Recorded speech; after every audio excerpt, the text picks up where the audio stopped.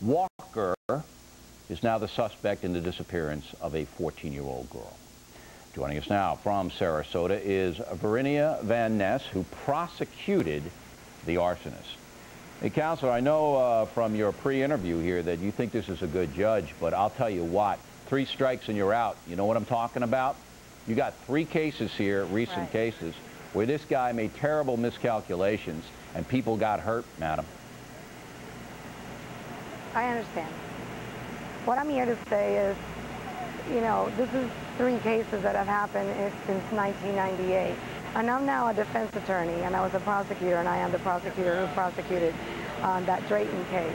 And what happens in our judicial system, and I think is one that works, unfortunately, none of us, either the prosecutors, the defense attorneys, or the judges are gods to know what people are going to do in their lives when they're done with their criminal case or when they're on probation. And unfortunately, sometimes these things happen, but every judge has to judge each case on its face. Who's this person in front of me? What's their history? And what am I going to sentence them for? And that's why it's so outrageous. That's why it's so outrageous that what Rapkin did with the Smith character.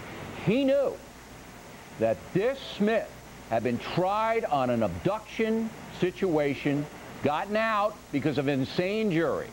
He knew this guy was a career criminal, all right?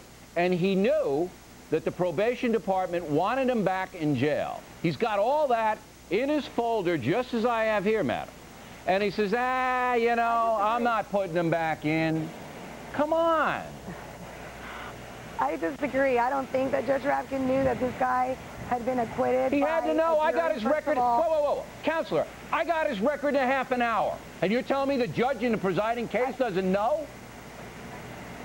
That's correct. And the reason that the judge doesn't know is because under our sentencing guidelines, if you're acquitted of a case, that would not appear under a prior record. Once you are acquitted in this country, you're not held accountable for crimes for which you were acquitted. It appears in his case history. If Rapkin wanted to know about this man, he could have had one of his clerks go in and find out about him. He's got to be, judges have to be proactive here, madam.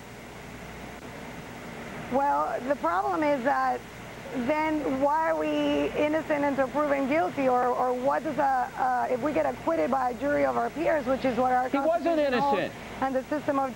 He wasn't innocent. He went to jail. He got out on probation. He violated probation, and this guy wouldn't put him back in jail. He wasn't innocent. The probation department screaming, put him back in jail.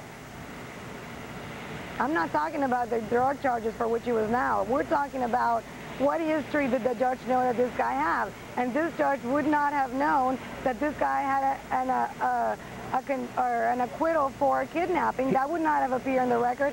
And even if the judge knew that, as a judge, he has to be fair and impartial and not hold that against somebody when they were found not guilty. Wait, Counselor, this isn't true. The judge in this case, Rapkin, all right, was asked to put a man back in prison who had violated probation. All his criminal history... Drug offenses, no, it doesn't matter. It doesn't matter why... Of course it matters. No, it doesn't. His criminal history has to come into effect when Rapkin makes that decision. The man's arrested 13 times. And when you're found not guilty, that does not reflect on your criminal history. That's the system that we have. Fine. He's not prosecuted, but it comes... Madam, look, you as a prosecutor, you as a judge, you as a defense attorney have an obligation to know all the facts about a case. And Rapkin has that obligation too. Rapkin just didn't want to send this guy back because he thought he was a low-level guy. He didn't take the time to figure out who he was. And now there's an 11-year-old dead. And not only that, he let an arsonist walk and he let a sex offender walk. Okay? This is number 3. Well, what you need to know is on that Drayton case, and I was the prosecutor on the case, the alleged victim in that case came to court, and I was the prosecutor. I was livid, and she came to court and said, let him go. He's not going to hurt me. Who cares? We got a baby together. The guy burned a car. Then why do we have public forums? And why do we have jury trials? Why don't we just hang everybody without a jury trial? Counselor, you got a guy who burns a car, okay, throws gasoline on a girlfriend's car and burns it up. The judge is sitting there.